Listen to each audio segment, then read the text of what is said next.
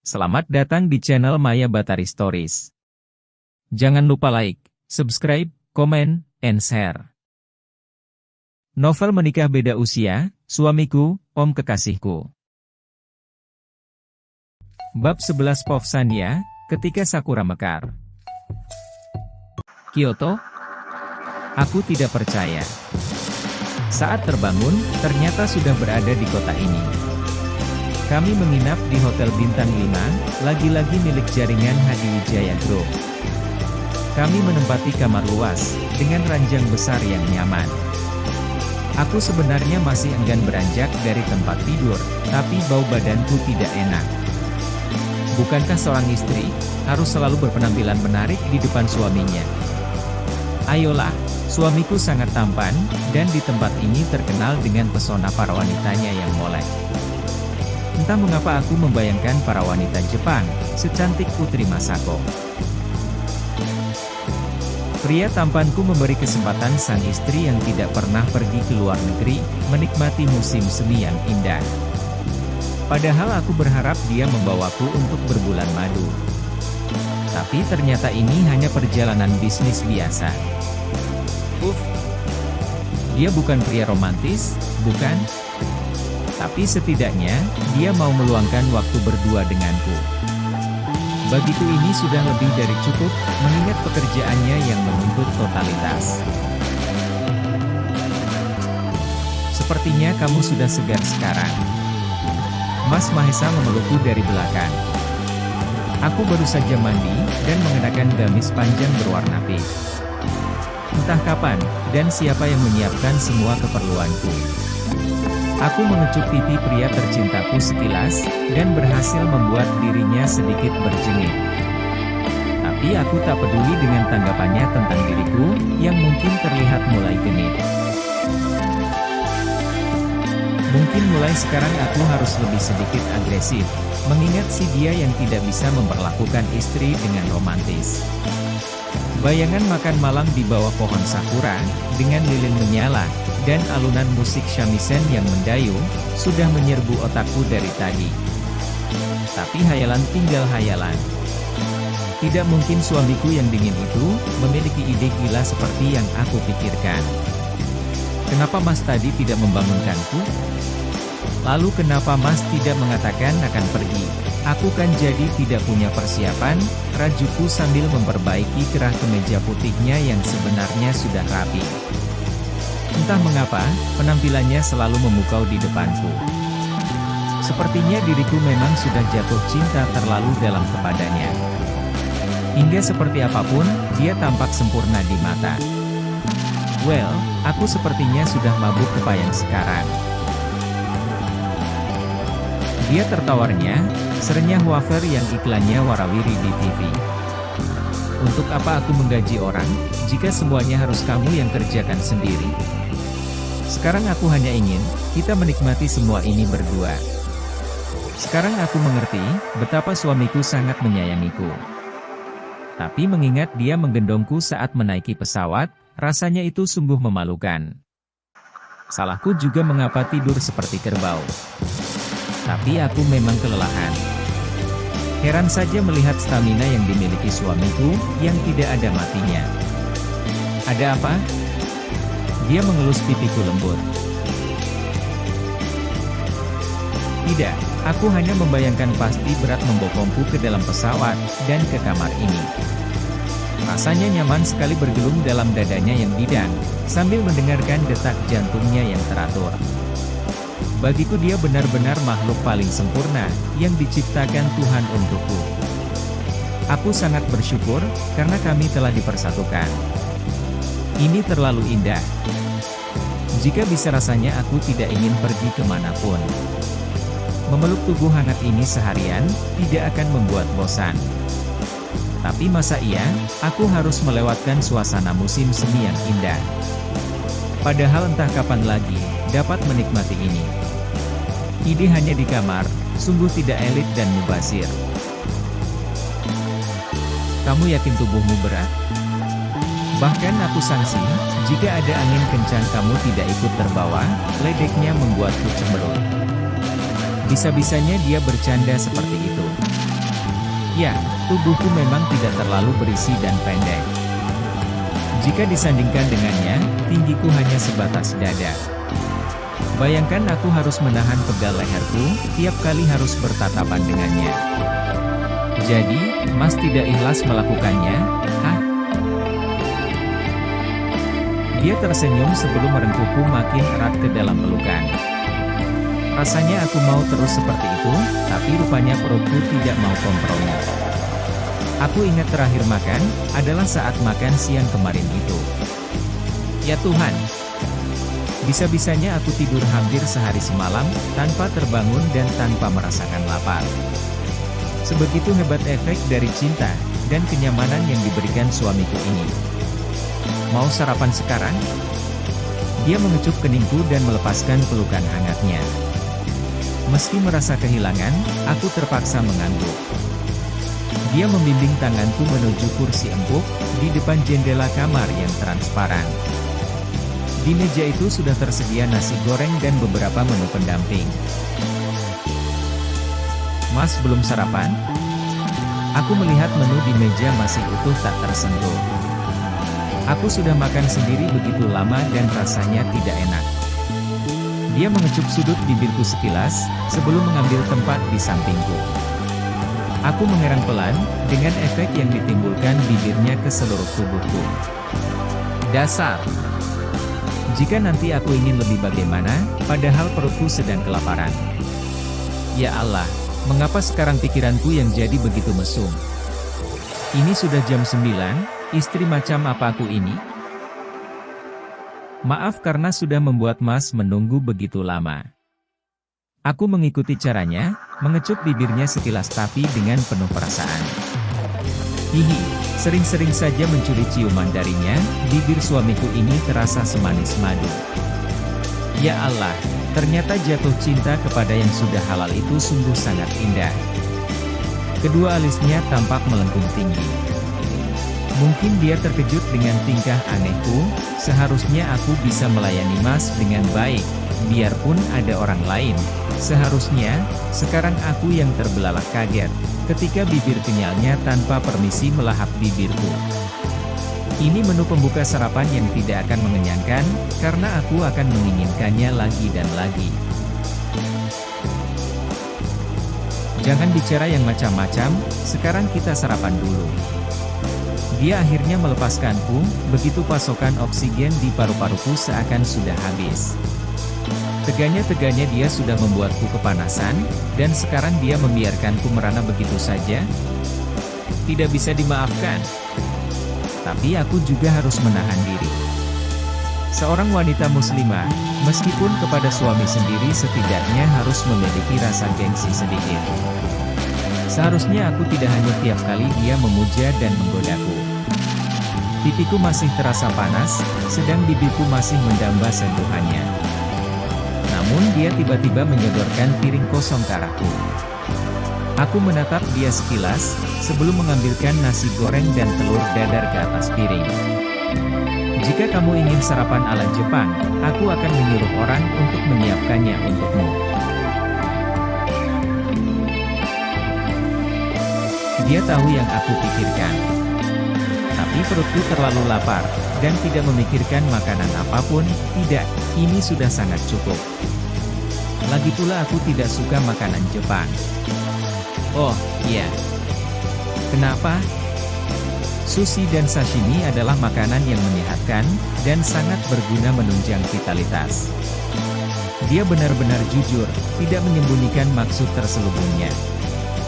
Apa dia pikir aku akan mudah terpancing? Sebenarnya aku memang ingin menanggapi, tapi tentu saja aku tidak akan mau mengakuinya. Aku alergi ikan mentah. Aku ingat ketika masih kuliah dulu. Saking penasaran dengan makanan Jepang, aku dan teman-teman mencoba makan sushi dan sashimi. Ada sebuah restoran Jepang, yang belum lama buka di dekat kampus. Hasilnya, aku harus dirawat di rumah sakit selama 3 hari karena diare. Mulai saat itu, aku seperti trauma dengan makanan berbahan dasar ikan mentah. Tapi tentu saja tidak semua orang sepertiku. Mungkin tempura atau mie udon masih bisa masuk ke perut, tapi sesuatu yang berbau ikan tanpa dimasak? Jangan pernah menawariku. Sekarang buka mulut kamu, perintahnya. Hah? Kamu ingin sarapan kan? Aku akan menyuapimu. Aku tidak kuasa untuk menolak, karena tangannya sudah terulur di depan mulutku. Rasanya enggan menerima perlakuan manisnya, meski hatiku melonjak kegirangan. Akhirnya kami berakhir dengan saling menyuapi. Sebuah momen baru dalam hidupku di mana kami benar-benar saling berbagi. Ini indah sekali. Aku baru menyadari, jika kamar kami menghadap langsung ke kuil Kiyomizu. Tampak pemandangan tirai musim semi yang begitu indah.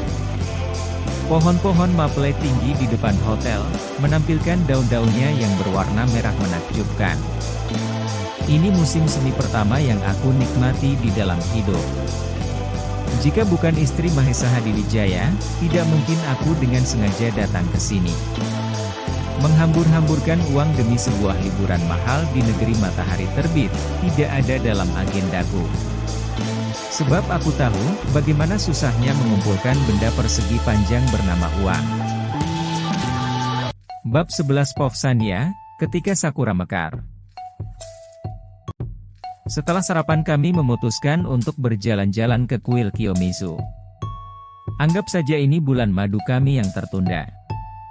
Dia terlihat tampan dengan kaos lengan panjang berwarna abu-abu yang dipadukan dengan celana jeans berwarna biru. Dia menyuruhku memakai jaket. Katanya meski musim semi, tapi suhu di luar masih lumayan dingin. Aku menurut saja. Sepanjang perjalanan, dia tidak keberatan diriku menggelayut manja di lengannya. Sekarang kami terlihat seperti pasangan normal lain. Kami akan naik ke atas kuil. Katanya pemandangan dari atas, benar-benar luar biasa indah. Seperti pengunjung yang lain, kami pun minum dulu dari air terjun Otowa. Sumber air itu terletak di dasar ruang utama Kiyomizu Dera. Airnya dibagi menjadi 3 aliran yang terpisah. Pengunjung menggunakan cangkir yang melekat pada tiang-tiang yang panjang, untuk minum langsung dari aliran tersebut. Setiap aliran air itu dikatakan memiliki manfaat yang berbeda-beda, yaitu dapat menyebabkan panjang umur, sukses di sekolah dan beruntung dalam kehidupan cinta. Namun, apabila minum dari ketiga aliran tersebut maka akan dianggap serakah. Sebenarnya kuil Kiyomizu adalah salah satu destinasi paling indah saat musim gugur. Tidak masalah Mas Mahesa mengajakku ke sini sekarang. Jika dengan orang yang kita sayang, kapanpun itu tidak menjadi masalah. Menurutku, suasana di sana masih tetap sangat mempesona. Ini sangat indah. Sungguh luar biasa. Aku terpesona ketika melihat bunga-bunga sakura bak permadani berwarna merah muda, yang terhampar menawan hati. Mas Mahesa memelukku dari belakang, embusan hangat napasnya membelai tengkuku. Kami bersama ratusan pengunjung lain berada di lantai paling atas kuil kuno Kiyomizu. Entah sudah berumur berapa pohon-pohon sakura dengan bunga cantik ini, hingga ketinggiannya saja sedemikian maksimal. Satu hal lagi, bahwa katanya tempat ini menjadi salah satu tujuan wisata paling diminati. Bukan hanya di musim semi, tapi juga di musim dingin. Aku sendiri dapat membayangkan ketika pohon-pohon ceri ini akan berbunga salju putih, tak lagi merah muda seperti sekarang ini. Pasti lebih luar biasa lagi. Jadi bolehkah aku menganggap ini sebagai perjalanan terindah pertama kita? Boleh saja. Tapi bagiku kamu jauh lebih indah dari musim semi ini sekalipun. Hatiku seperti meleleh, mendengar perkataannya yang bernada halus merayu. Aku serasa terbang sampai ke awang-awang. Segala syukur aku panjatkan dalam hati. Semoga selamanya kami bisa bersama. Kapan Mas Mahesa akan menyelesaikan pekerjaan di sini? Dia terlihat sangat santai sekali, menikmati setiap momen di antara kami. Pastinya inilah yang sangat aku inginkan. Jika aku bisa meminta, maka selamanya ingin seperti ini. Rasanya sangat tidak nyaman, ketika harus berjauhan dari orang yang kita cintai dalam waktu yang begitu lama. Jadi kamu tidak senang aku temani? Cepat-cepat aku menaupkan kembali kedua tangannya di pinggangku. Aku mencondongkan tubuh ke belakang, agar bisa bersandar di dadanya. Tawa kecilnya terdengar seketika. Biar saja dia menganggapku apa. Dia adalah pria halalku, suami yang sangat aku cintai. Dari awal hanya dia yang kupilih, jadi sudah selayaknya aku memberikan dia kebahagiaan. Maaf.